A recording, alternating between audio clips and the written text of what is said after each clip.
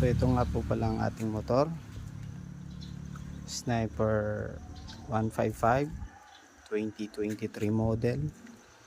So hinugasan ko kasi sobrang putik kasi nga umulan. So ito na yung naging resulta ng ating pagwawashing. So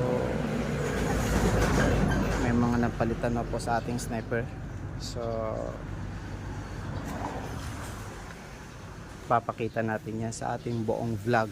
Ba-vlog natin itong ating motor sa mga susunod na araw, kung ano yung mga napalitan or ano yung mga stock pa sa ating motor.